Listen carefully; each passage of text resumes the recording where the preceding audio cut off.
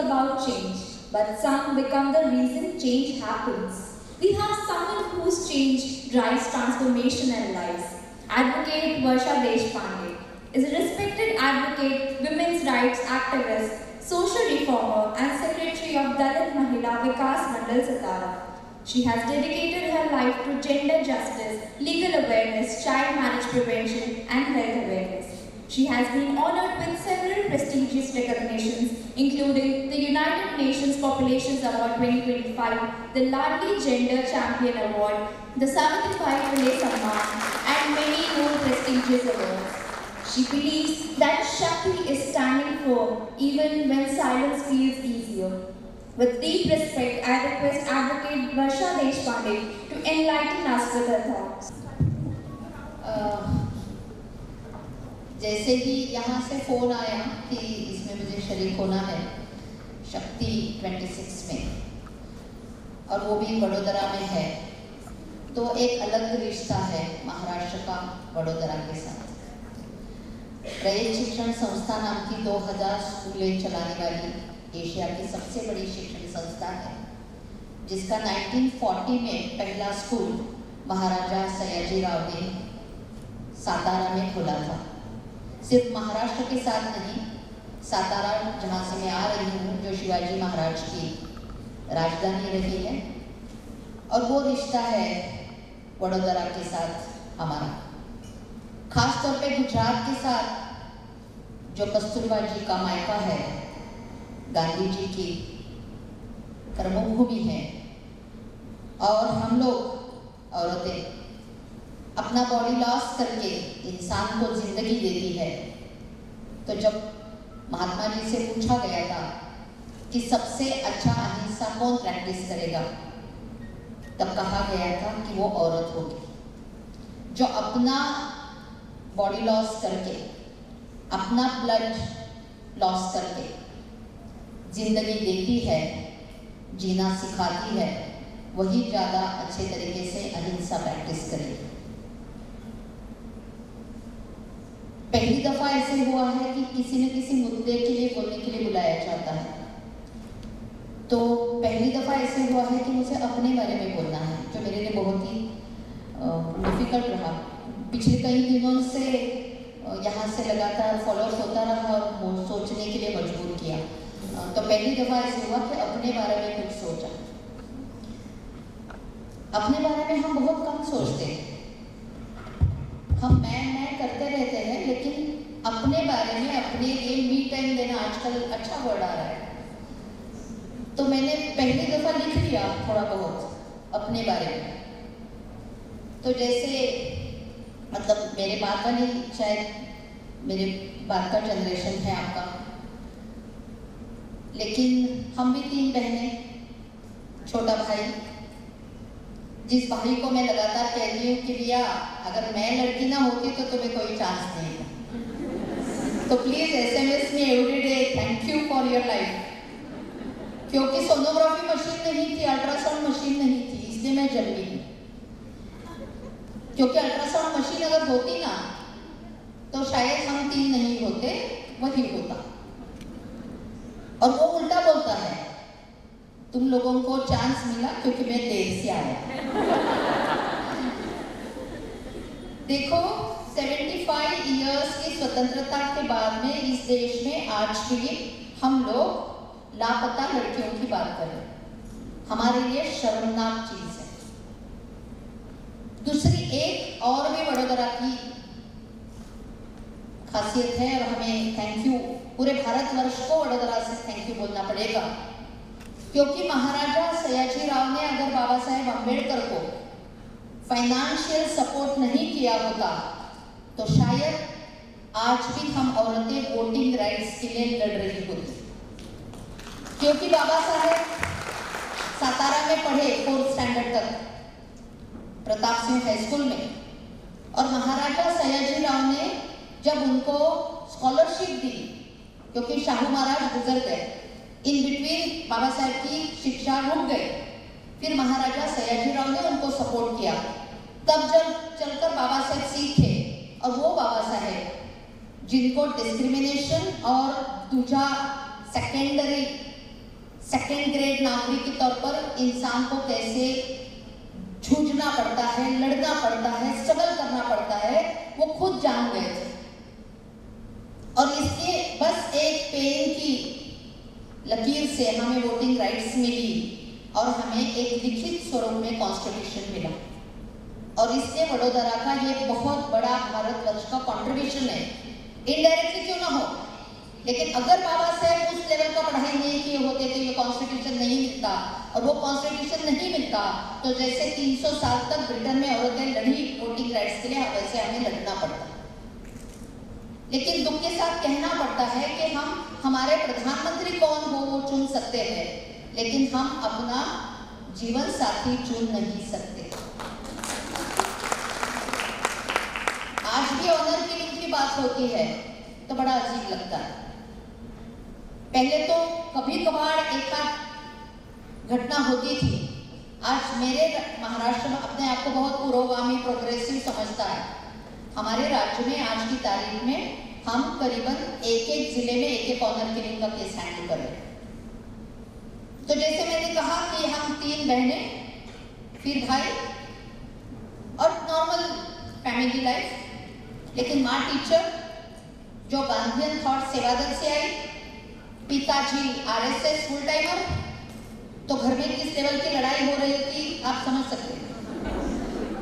मतलब इन दोनों ने कभी लड़ाई इस पे नहीं किया कि तूने क्या किया, मैंने क्या किया, तेरा भाई मेरा भाई, तेरी माँ मेरी माँ, ऐसे झगड़े नहीं हुए इनके झगड़े इसलिए हुए क्योंकि मेरे पिताजी ने इंदिरा जी को अरेस्ट होने के बाद पेड़े बांटे और माँ को बड़ा गुस्सा आया। मतलब वो जमाना था कि पति पत्नी में एक वैल्यू सिस्टम से लेकर झगड़ा होता था। अब मेरी माँ मेरे पिताजी मिसा में अरेस्ट होने की वजह से और वो सब लाइफ जिस तरीके का रहा उसकी वजह से मेरे पिताजी बहुत जल्दी गुजर गए। इमरजेंसी में वो भागदौड़ की। मेरी माँ 90 इयर्स ओल्ड अभी भी है।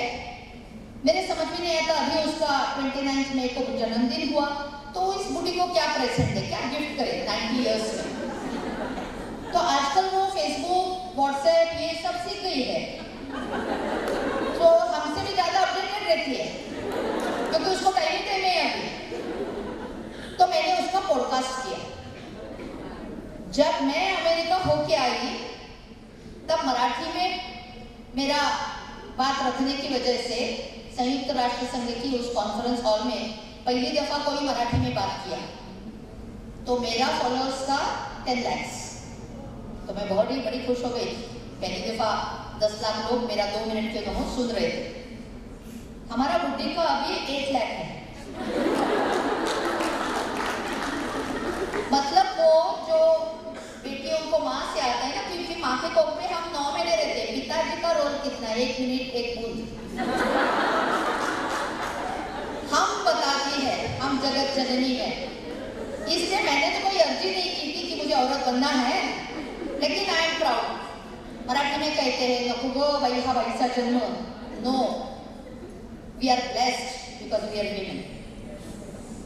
क्योंकि अगर कल जगत भर की औरतें कह देती है कि हमें जन्म नहीं लेना, हम प्रेग्नेंट नहीं रहेंगे, तो सरोगेट क्यों न हो, औरत को ही माँ बनना पड़ता है। अभी भी इनको रिप्लेसमेंट नहीं मिला है हमारा बच्चा दादी को।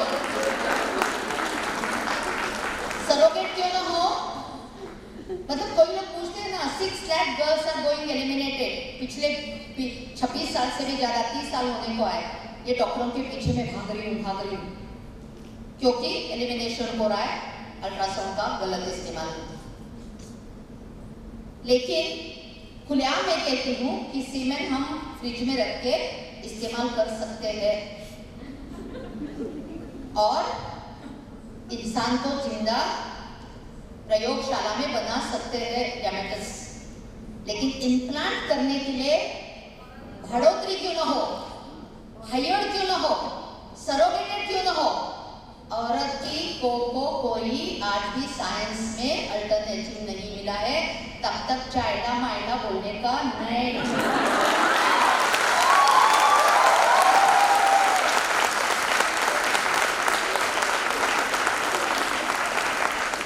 आज हम शक्ति में रोना धोना करने के लिए नहीं आए। आज खत्म करने को आई। बहुत बेचारी एकल महिला पति के बिना बच्चों को संभाल रही है। वो हमने कोख में संभाला है, हम जिंदगी भर संभाल सकते, जरूरत नहीं। आगो।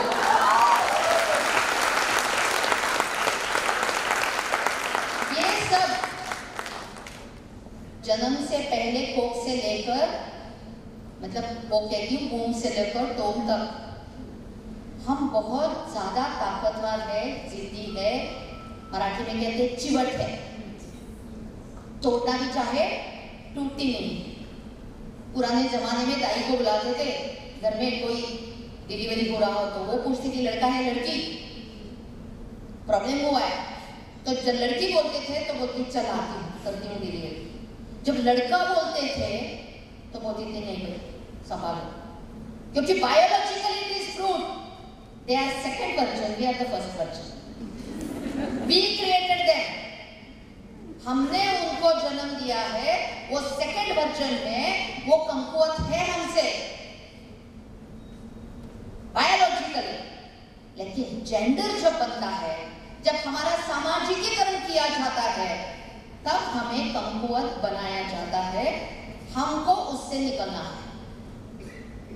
और हमने प्री इंडिपेंडेंस से लेकर अब तक पूरा जगत भर में औरतों ने ये बहुत कोशिश करी है, और वही कोशिश देखकर वो बोले जन्म लेती है, जन्म से पहले समापन करेंगे।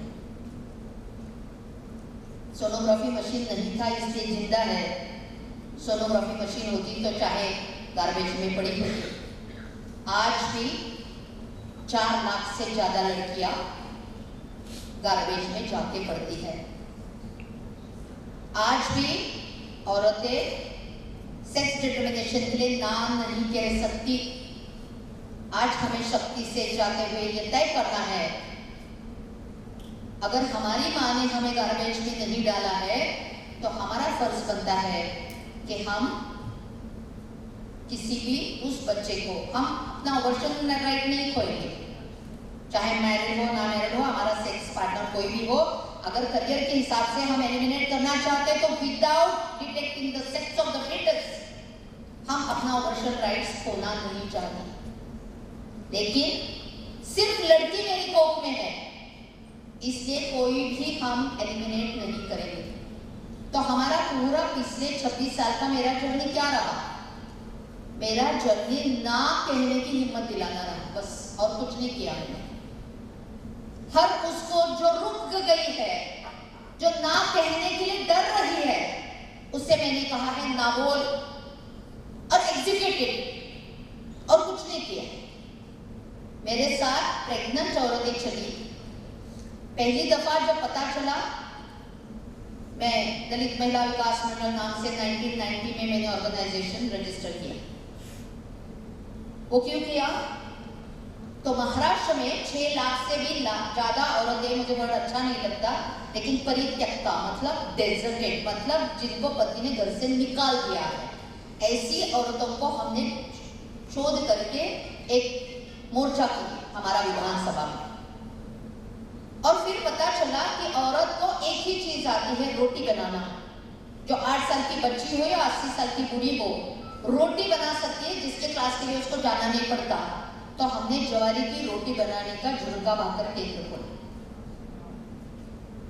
उन औरतों के लिए जो घर से निकली है, निकाल दी गई है, और उसका बेसिक वजह था, बिल्कुल मुहूर्त पर कुंडली देख के शादी हुआ था, प्रिंस ने ही शादी कराया था, चाहे हिंदू मुसलमान क्रिश्चियन जो भी हो, लेकिन शादी सक्सेसफुल नहीं रही।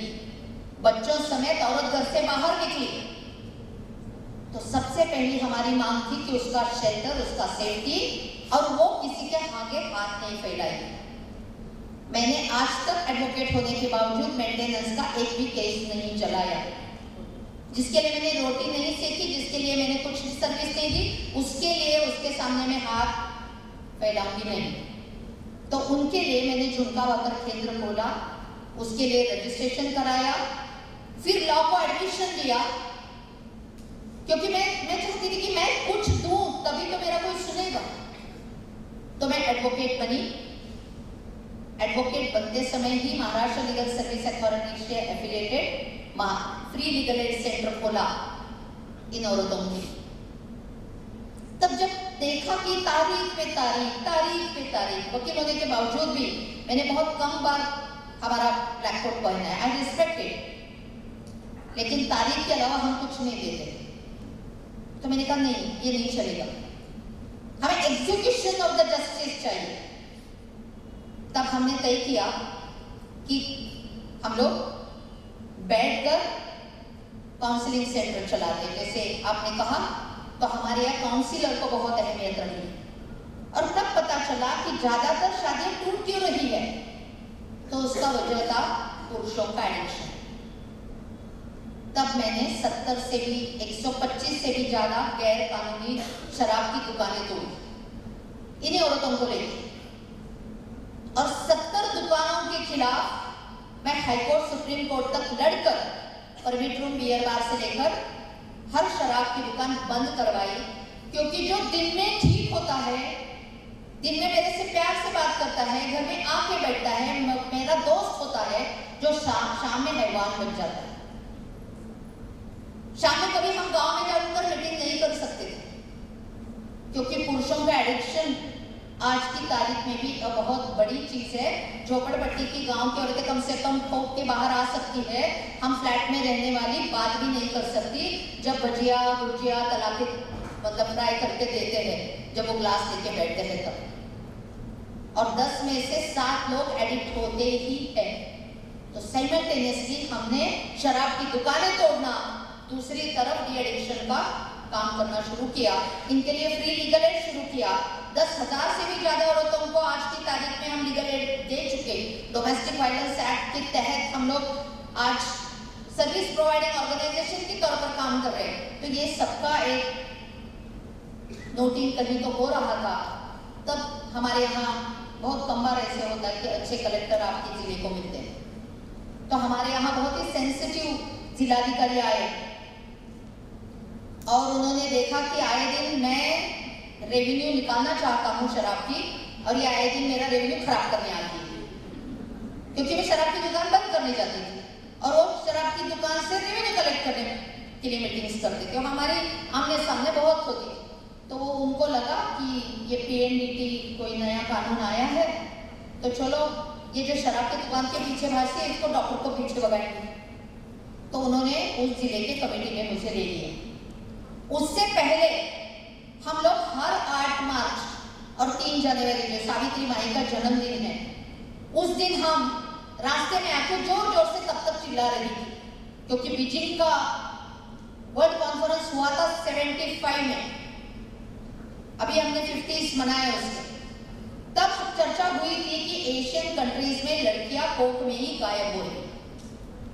तो महाराष्ट्र का कंट्रीब्यूशन था 53,000 पर ईयर, और महाराष्ट्र के मुंबई जो हमारी आर्थिक राजधानी है देश की, वहां सुलभ शौचालय कम है, सोनोग्राफी सेंटर ज्यादा है।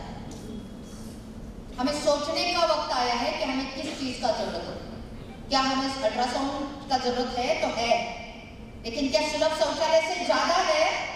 तो नहीं है, हमें सुलभ शौचालय की ज्यादा जरूरत है। तो 25,000 से भी ज्यादा अल्ट्रासाउंड हमारे पास थे। तो मुंबई का पूरा एक सर्वे हुआ, एक शोध निबंध आया जिसमें लिखा गया कि लापता लड़कियां, और एक नहीं, 2 नहीं, पूरा देश में 6 lakhs are going missing। 3 कानून के साथ धज्जियां उड़ रही है। तो तीसरा तो कानून बना नहीं था। Maharashtra is the first state जहां हमने पीएनडीटी कानून बनाया। इस देश की बड़ी विडंबना है, अपना ही देश है, बोलना पड़ता है, लेकिन एक लड़ाई हमें कानून बनाने के लिए लड़नी पड़ती है, दूसरी लड़ाई हमें कानून चलाने के लिए मतलब फील्ड में चलाने के लिए लड़ना पड़ता है, और तीसरी एक लड़ाई हमें कोर्ट में लड़नी पड़ती है। यूरोप में, अमेरिका में ऐसे नहीं होता। एक बार कानून बन जाए तो बन जाता है। रात की 12 बजे भी उनका लाइट रेड है तो उनका आदमी खड़ा रहता है, लेकिन मेरा पुणे वाला आदमी रेड लाइट तोड़ता है तो मुझे वो हीरो लगता है। मुझे लगता है कि देखो पुलिस वाले को चकमा दिया, रेड लाइट तोड़ी, कैसा है मेरा हीरो। मतलब हमारी सोच ही ऐसी है कि हम कानून तोड़ने वालों में से, हम कानून पालने वालों में से नहीं है। हमारी जिम्मेवारी बनती है कि अगर देश का कानून बना है तो हम लोग अपने बच्चों को ये बताएं कि देश का कानून फॉलो करने के लिए होता है, तोड़ने के लिए नहीं। क्योंकि हम, मराठी में कहावत है, हम क्षणभराची पत्नी आणि अनंत काळची माता है। मतलब क्या है, हम पति की भी 1 मिनट के लिए दोस्त है, सहचारिणी है, लेकिन सदा के लिए हम उसकी भी माँ है और उसको सरल वळण लगाना पड़ेगा। वळण मतलब जानते हैं? वळण मतलब बिहेवियर, जो आप हैबिट की बात कर रही थी, हैबिट डालना है। और वो भी मराठी में कहता है वळण। वळण का मतलब टेढ़ा मेढ़ा जो टर्न्स आते हैं उसको तो दुहेरे वर्ड है, तो वो आपको पति को भी लगाना पड़ता है। वो सबसे पहला बच्चा है अपना, बाद में बाकी बच्चे। उस बच्चे को जो आदत है बच्चों को आएगी। वो बच्चा बैठ के ग्लास पानी मांगेगा, बच्चे भी अपने आप बैठ के ग्लास पर पानी मांगेंगे। जब आप कहोगे डेमोक्रेसी है, अपने हाथ से पानी पियो, तो बाकी बच्चे भी अपने हाथ से पानी पिएंगे। तो ये हमारी जिम्मेवारी बनती है। तो ये एलिमिनेशन इसलिए हुआ, 2 चीजों की चीजें है, जैसे पंजाब और हरियाणा की बात हुई, गुजरात की भी बात हो रही है।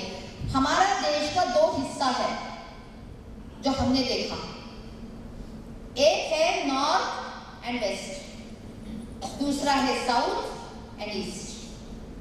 साउथ एंड ईस्ट में औरतों के साथ 498A से पीसीपीडीटी को लेकर किसी चीज में प्रॉब्लम नहीं है, तुलना में कम है। बाकी कुछ वायलेंस, माल नरिशमेंट, प्रॉपर्टी राइट्स, बाकी मुद्दे हैं, लेकिन नॉर्थ और वेस्ट इन मतलब पता नहीं अंदरूनी अंदर से कहां से आता है।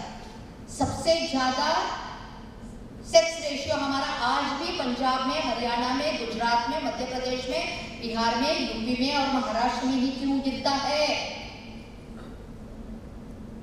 It's not just a coincidence.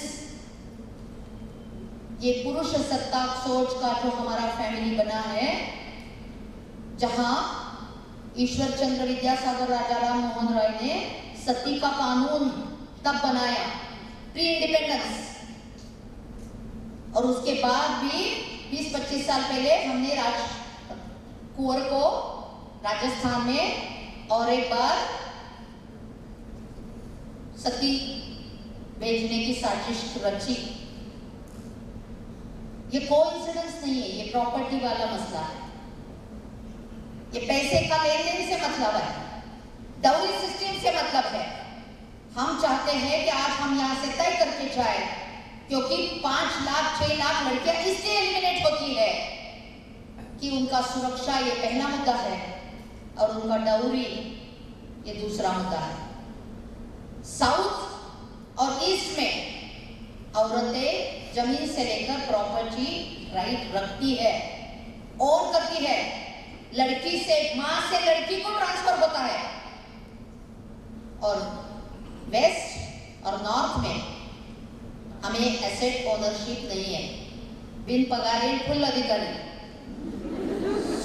सबसे सुबह जल्दी उठेगी, रात तक मेरे पास आती है, मीटिंग को चलो चलो, नहीं बोलती टाइम नहीं है। आज भी आप सब और थोड़ी देर चलेगा तो आपके सर के ऊपर मुझे, अरे बाप रे ताला लगाए कि नहीं, अरे बाप रे दूध का ढक्कन ढक से अच्छे से रखा कि नहीं फ्रिज में, अरे बाप रे बच्चे स्कूल से तो नहीं आएंगे। मतलब हर कोई मुझे यहाँ भी ना एक घर सर के ऊपर लेके घूम रहा है ऐसे दिखता है हमें से सभी। मैं बोलती हूँ जाके घर में देख, बर्तन पे तेरा नाम है। 9 महीने बच्चे को कोख में रखा, क्या बच्चा आपका नाम बताता है? जरूरी नहीं है। 10 रुपए में प्रूव होता है बच्चा अपना है। इनको डीएनए टेस्ट कराना पड़ता है, इनको बहुत खर्चा है, इसलिए आपके धब्बा लगाते हैं, क्योंकि इनका मन में संदेह होता है हमको क्यों बांध के रखा है, हम मध्य बिंदु क्यों है, we are at the centre, लेकिन सराउंडेड विद अ पूरा परीख, पूरा राउंड डाला है। कभी रूढ़ी का है, कभी परंपरा का है, कभी अंधश्रद्धा का है, कभी रिश्ते का है, कभी मायके का कभी ससुराल का, कभी पति वाला। अभी रिसेंटली हमारे यहाँ महाराष्ट्र में वो पीपल का पेड़ को बांध मैंने कहा पीपल का पेड़ टूट रहा है, कोई नहीं बोल रही है, लेकिन पीपल के पेड़ को बांध के पति का लंबी उम्र की बात कर रही है। मतलब कितना कॉन्ट्राडिक्टरी जीते हैं हम। तो हमें यहाँ से जाते समय ये तय करना है कि हम अपनी कॉन्ट्राडिक्शन को पहले खत्म करें, दिमाग चलाए और ना कहने की क्षमता रखें। क्योंकि ये जो लड़कियां 2 वजह से गायब हो रही है और उसी का नतीजा है गैंग रेप हो रहा है। क्योंकि there is somebody for everybody.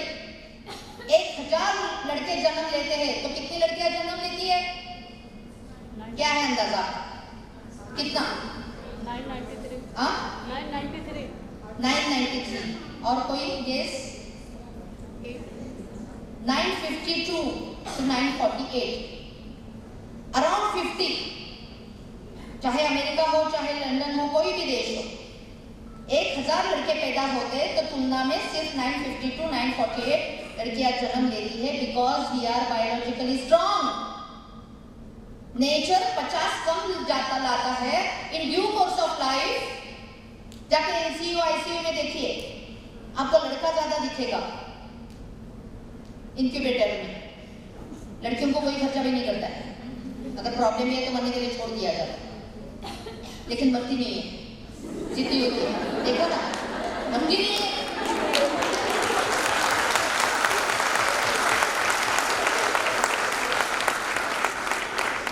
तो ये लड़कियों को 950 तक जन्म आता है, लेकिन डाउरी की वजह से हमें खत्म किया जाता है। हमें आज यहाँ से जाते समय as a North India, as a West India, हमें शक्ति से तय करना है कि हमारी बेटी को हम प्रॉपर्टी राइट से बेदखल नहीं करेंगे। हमारी राइट अपनी बेटी अपना प्रॉपर्टी सरेंडर नहीं करेगी। मैंने अपने भाई से कहा 1 रुपया होगा मेरा बाप का, तुमको गिफ्ट में मिलेगा, लेकिन राइट नाम तो लिखवा दूंगी, छोड़ना नहीं। क्योंकि जब तक आप रास्ता नहीं बनाओगे छोटा सा, तब तक उसका हाईवे नहीं बनेगा। तो आपको यहां से जाते समय यह तय करना है कि हम डाउरी की भिक्षा नहीं लेंगे। परसों तो मैं एक शादी में गई, हमारे यहाँ सब सामान देते हैं ना, जेस क्या बोलते हैं, हमारे रूपवत बोलते हैं, तुम्हारे क्या बोलते हैं उसको, रखते हैं चीजें जो बेटी को दिया जाता है, प्रदर्शनी। अरे देना है तो दे दो ना भाई, प्राइवेटली जाके घर पे प्रदर्शनी क्यों लगवाते हो? ताकि इनकी प्रदर्शनी लग जाए तो मेरे को भी लगे। अरे इतना बड़ा टीवी देखे बहुत वो कर रही थी, इससे बड़ा मैं दे दूंगी। मतलब हमारे बीच में गलत कंपटीशन। देना है तो प्राइवेटली क्यों नहीं देते? वहां तो परसों ना मैं गई और फिर माएँ मुझे ले जाती है दिखाने के लिए, देखो देखो वर्षा मैडम आप बोलती हो ना लड़कियों को सब कुछ देना चाहिए, देखो देखो सब रखा है। हाँ तो चाय की कपशी भी रखी थी। तो मैंने कहा क्या दामाद लिया या भिखारी लिया?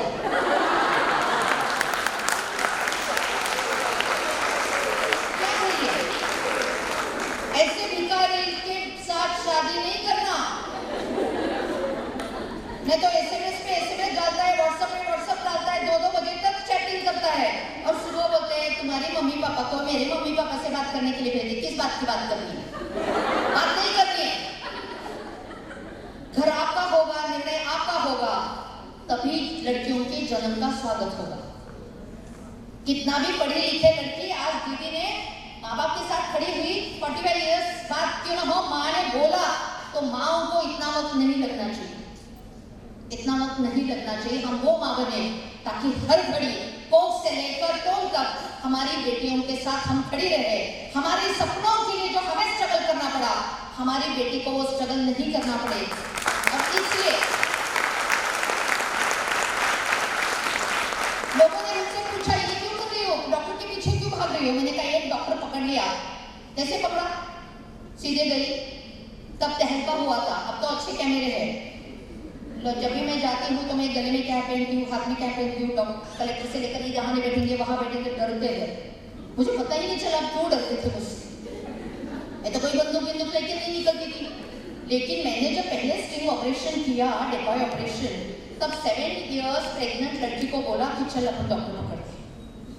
तो इट वॉज संडे।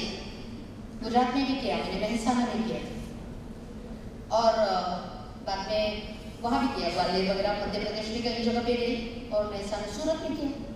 अभी मेरा विटनेस आएगा सूरत का केस में। शहादा से लेके आई थी पेशेंट को, बॉर्डर से नंदुरबार से लेके आई और सूरत में लड़का लड़की देख के डॉक्टर को पकड़ा। डॉक्टर एजेंट था महाराष्ट्र, डॉक्टर था गुजराती।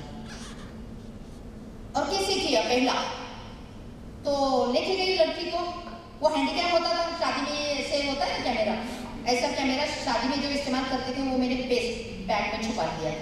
एक मासी बना ली थी कम्युनिटी से, बूढ़ी माँ को, उसकी एक झूठ मूठ की बहन जोड़ दी थी।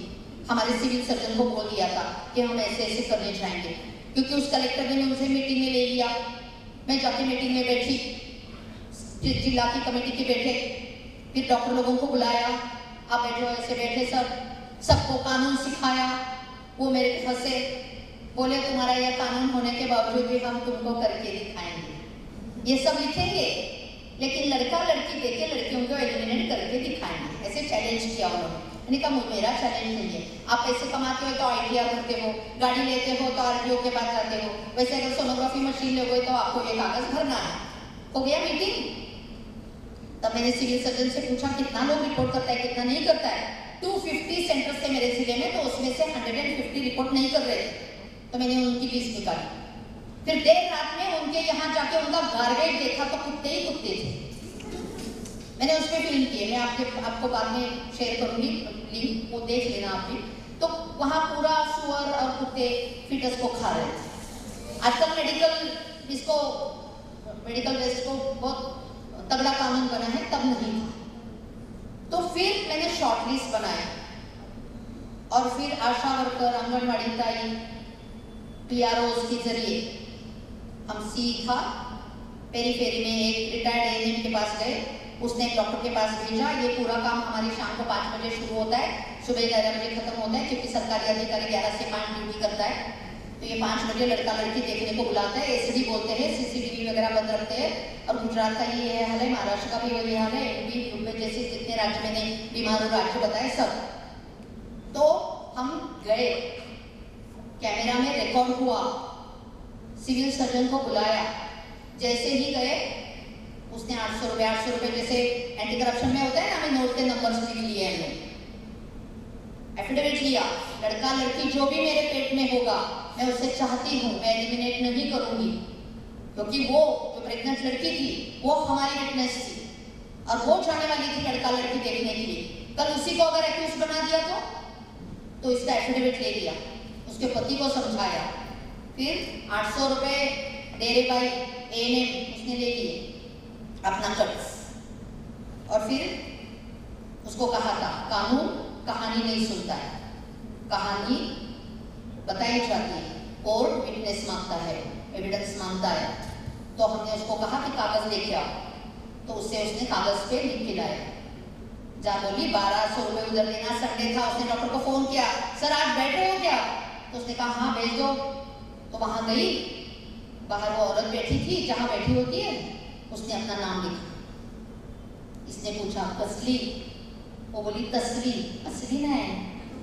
असली का मतलब नॉर्मल नहीं, स्पेशल वाली।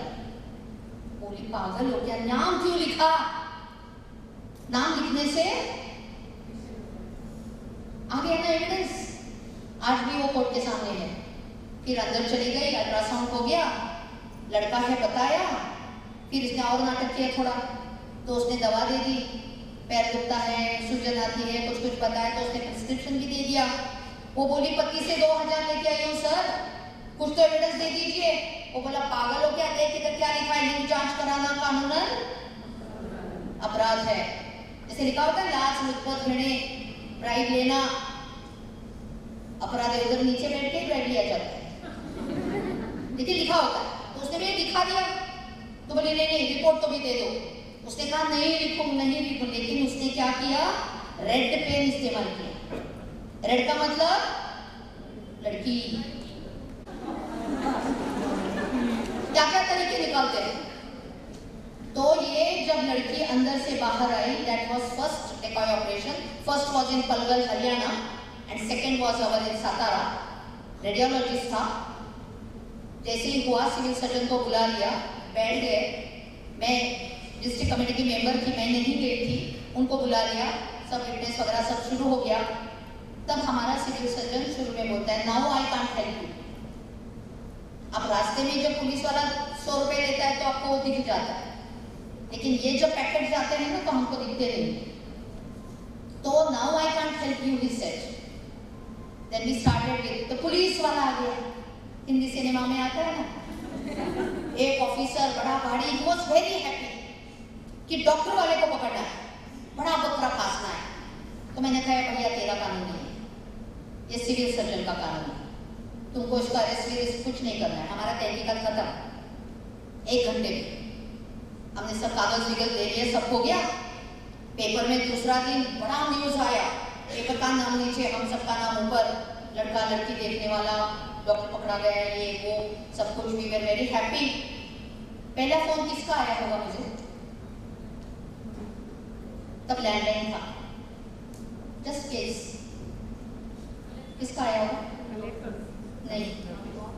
जब मैं पूरी कार्रवाई कर रही थी तो एमएलए एमपी का फोन आया, मेरे सीएम से लेकर हर किसी ने फोन किया, तब की बात है। लेकिन जब दूसरे दिन पेपर में न्यूज आया तो पहला फोन किसका आया होगा? नो नो, खुद देवदत्त शेटेकर जो एक्यूज, उसने कहा दीदी चांगलं आहे माझं पकडलं। उसका मैंने कहा किसका?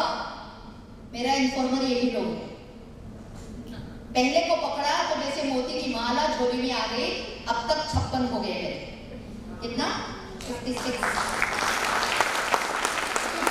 Times against 70 doctors. We are fighting in different courts of Maharashtra and Gujarat and we got 18 convictions. And the person who is behind bars from last more than 4 years has पूरा अपना सजा भुगत चुका है। वो है हमारे नेता गोपीनाथ जी मुंडे जी का भाई सुधा मुंडे, जहां हमारी मिनिस्टर पंकजा जी का जन्म हुआ है। मतलब आप समझ सकते हैं कि पॉलिटिकली किस लेवल का काम प्रेशर होके करना पड़ता है। 6 महीने तक पुलिस लेके भाग रही थी, पुलिस साथ में बंदूकधारी होता था कि कहीं हमको भी उड़ाना दे। तो आर्मी वालों के साथ ब्रेवरी अवार्ड मुझे इंडिया टीवी में उत्तराखंड का इसके बाद ब्रेवरी अवार्ड दिया गया। 6 लाख 4 लाख तक नीचे आया, खत्म नहीं हुआ, 4 लाख तक नीचे आया। तो ये हुआ, Devdutt Shete is the first informer. और फिर लगातार हमें इंफॉर्मेशन मिलती रही और हम भागते रहे, और आज की तारीख में हम वहाँ पर खड़े हैं कि सजा लगी। डॉक्टरों को सजा लगानी, अल्ट्रासाउंड मशीनें बंद करनी, सोनोग्राफी बंद करना, सरोगसी बंद करना, ये मेरा धंधा नहीं है। मुझे लड़कियों का जन्म इंश्योर करना। जन्मेगी तो खूब लड़ेगी हमारी मर्दानी, खूब लड़ेगी हमारी जाति की रानी। चाइल्ड मैरिज के खिलाफ लड़ेगी, शिक्षा के लिए देखा ना कैसी लड़ती है। देखा हमने इतना लंबा स्टोरी में तो मैं तो दंग रह रही थी, कितनी बार गई वापस गई मतलब हमारी यहाँ खड़ी है तो मैं मुझे तो ऐसे दिख रहा था, जा रही आ रही जा रही आ रही। कितना स्ट्रगल करती है, कितनी ताकत होती है, मतलब दंग रह गए हम लोग। हाँ, एक एक की स्टोरी, हमें से हर एक की स्टोरी है। इसके बाद हमारी बेटियां स्ट्रगल की स्टोरी नहीं बताएंगी, हमारी स्टोरियां जीत की स्टोरियां होंगी, स्ट्रगल की नहीं होगी। हमको इंश्योर करना है, हमको ऐसा देश बनाना है कि वहां हमारी लड़कियों को स्ट्रगल करने का नौबत नहीं आए। आज भी 17 लाख से ज्यादा बच्चे बीडी रोलिंग करते हैं। आज भी 70 लाख से ज्यादा औरतें हैजार्डस बीडी रोलिंग बिजनेस में है। आज भी मेरे राज्य के एक जिले से दूसरे जिले में 10 लाख से ज्यादा औरतें बॉन्डेड लेबर के तौर पर गन्ना काटने जाती हैं। आज भी ईंट पे काम कर रही है, आज भी खेती में काम कर रही है। हमने तय किया कि हम असेट ओनरशिप लेके रहेंगे। हम वरदक्षिणा की, दौरी की भीख नहीं चाहिए। हमारी बेटी अपना प्रॉपर्टी राइट्स लेके जाएगी। दोनों तरफा होगा तो भी चलेगा, लेकिन हमारी बेटी को एसेट का ओनरशिप मिलेगा, तभी वो डोमेस्टिक वायलेंस से लेकर हर किस्म की वायलेंस के लिए ना बोल सके। तो हमने घर दोकान से, मतलब अगर घर हम बनाती है, रोती आती है, घर से निकाल दिया। मैंने कहा कैसे निकाल दिया? जाके पूछ उसको शक्कर किस डब्बे में है, क्या मालूम है उसको घर का। 2 दिन मायके जाती हूँ तो बर्तन गेहूं का आटा बगल में दे के जाना पड़ता है, खुद की रोटी नहीं बना पाता, वो क्या घर चलाएंगे?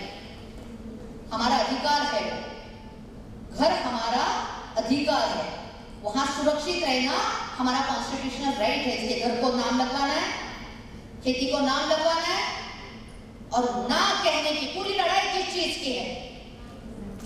मेरी माँ ने मुझे जन्म दिया तो मेरी जिम्मेदारी बनती है कि मेरी बेटी को भी मैं बोलूं, जो भी बच्चा है जो नेचर ने तुम्हारे पेट में रखा है उसको डिस्क्रिमिनेट नहीं करना है। इन चीजों के लिए चाहे पति छोड़ दे, लेकिन बच्चे के साथ खड़े होना है, पहली बात। दूसरी बात, शिक्षा में बाहर नहीं आना है, सीखते रहना है, सीखते रहना है, और हमसे बने जो भी है उसको शिक्षा का ताकत दे। हम इस देश का कोई भी लड़की ड्रॉप आउट ना हो, इस पर काम करें। तीसरा, हम बताते हैं बाप कौन है, और आके मेरे मुंह में गलत चीज आती है, कभी कभी नॉन पार्लियामेंट्री भी होता है, समझ लेना, गुस्सा समझ लेना, पार्लियामेंट्री वर्ड नॉन पार्लियामेंट्री छोड़ देना। मैं सोचती हूँ कि ना बोलूं, लेकिन आके जहां तक धर्म लगवा देता है। मैंने अपनी बेटी को नहीं लगवाया, मैंने कहा जात नहीं चाहिए, क्योंकि मेरा इंटरकास्ट झगड़ा करके किया है, लड़ झगड़ के 1 साल तक लड़ती रही, दूसरा जात में शादी करने चाहिए, और फिर से बच्चे को जात दे दूं, बाप का नाम भी नहीं दिया, देश पांडे बोलते ही अलग बताना पड़ता है ब्राह्मण है, नहीं चाहिए। हमने अर्जी नहीं किया था ऊपर जाने के लिए, नीचे रहने के लिए। तो जात हम देती है, बाप हम दिखाते हैं, और धर्म जात वाला मसला लेकर देश टूट रहा है, राज्य टूट रहे हैं, हम वो नहीं चाहते। हम तय करेंगे क्लाइमेट चेंज ना हो, पीपल का पेड़ ना टूटे, और बच्चे को जन्म दे, उसका बाप ही दिखा दे, चाहे उसका नाम भी लगवा दे, लेकिन धर्म जात वाली डिस्क्रिमिनेशन वाली सोच हमारी बच्चों को हम नहीं देंगे। इस देश को हम टूटने नहीं देंगे। और तीसरा मुद्दा, हम हर बेटी को ना कहने की हिम्मत देंगे, और हर उस बेटे को ये बताएंगे ना का मतलब ना होता है।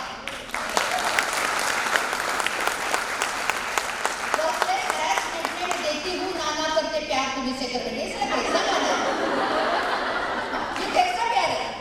ये गलत है, ये गलत है। ना का मतलब ना है। तो लड़कों को ना सिखाए और लड़कियों को ना कहने सिखाए, और इस मुद्दे को लेकर हम दलित महिला विकास मंडल के जरिए लड़ रही है। हम आप सबके साथ जोड़ सकते हैं यूट्यूब के जरिए, रील्स के जरिए, बहुत अच्छी बात है। इसीलिए तो पैनल मुझे ढूंढ सका, नहीं तो पता नहीं सातारा कब पहुंचते मुझे ढूंढते, अगर वो जमाना होता। तो हम यहाँ पर इसलिए आ सके क्योंकि ये सोशल मीडिया है। आखिरी बात कह के रुकना चाहती हूँ, क्योंकि रिसेंटली इस मुद्दे पे इंडिया इंटरनेशनल में हमने कॉन्फ्रेंस करी। 10 में से सिर्फ 3 औरतों को स्मार्टफोन एक्सेस है। डिजिटल वर्ल्ड में हम गायब है। एआई जेंडर डिस्क्रिमिनेटरी है। देखो मैं क्या बोल रही हूँ, क्योंकि जो डाटा अवेलेबल है विकी में, गूगल में, वही चुन के आपको फेंक रहा है। हमको एआई को सिखाना है। एआई आने पर हम थोड़ा डर गए थे, क्योंकि मेरी बेटी ने किरदार निभाया था स्टेज पे ह्यूमनॉइड का, सोफिया का। ह्यूमनॉइड सोफिया भारत में आने से पहले आईआईटी मुंबई में आई थी सोफिया, उससे पहले हमने उस किरदार को स्टेज पे लेके आए थे ड्रामा में, और हम डर गए थे थोड़े। लेकिन हमारा सबसे चैलेंज आज की तारीख में डिजिटल वर्ल्ड में जेंडर को, गैप को खत्म करना है, और हर उस औरत के हाथ के स्मार्टफोन को हमारी ताकत बनाना है। हम क्या देख रही है? पनीर की भुजिया कैसी, सस्ते ब्लाउज अमेज़न में डिजाइनर कहाँ से आते हैं? ये क्या हो रहा है हमें? अभी फिर हम इस चीज के लिए हम सुंदर है। हमारे शिवाजी महाराज ने हमारी औरत की सुंदरता को बहुत ही अच्छे ढंग से अप्रिशिएट किया है। बाय नेचर औरतें सुंदर होती है। अप्रिशिएट कर beauty and we will also appreciate. आप यहाँ आना है तो चलो हम ये पहनेंगे वो पहनेंगे, कितना सोच हम तैयार हो गए, हम सुंदर है। उस सुंदरता की वासना के साथ अप्रिसिएशन नहीं होगा। उस सुंदरता की ब्यूटी मतलब सौंदर्य दृष्टि से अप्रिसिएशन होगा। शिवाजी महाराज ने कहा था मेरी माँ भी तेरे जैसी सुंदर होती तो कल्याण की सुबेदार की शत्रु की बहू थी। उससे उस जमाने में उसने कहा था कि तुम्हारे जैसे मेरी माँ सुंदर होती तो मैं भी सुंदर होता। इस किस्म के पुरुषों की जरूरत है। हमारे भाइयों को, हमारे बहनों को, घर में औरत को बोलेंगे लिपस्टिक नहीं लगाना, बाहर की लिपस्टिक वाले को 3-3 बार घूर के देखेंगे, हाँ चलेगा नहीं, ये चलेगा नहीं। कोई भी औरत है हर जगह पे, हर रिश्ते में, चाहे कलीग हो, चाहे रास्ते में चलने वाली हो, जो भी हो, हमारी पुरुषों को हम सरल वरण लगाएंगे, समझ रहे? तो हम आए हैं, हम ना कहने की क्षमता रखते हैं, हम फर्स्ट वर्जन हैं और कभी भी नको गो भाई हा भाई सजन हम कहेंगे नहीं। यस मैं औरत हूँ, मैं जगत जननी हूँ।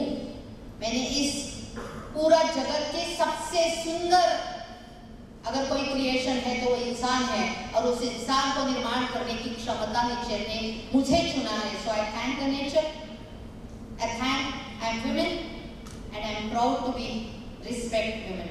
Thank you.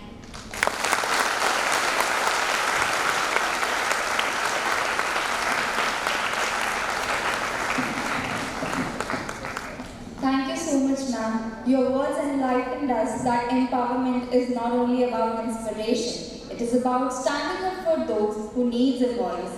Your lifelong work for women, children and society is a powerful example of courage with responsibility.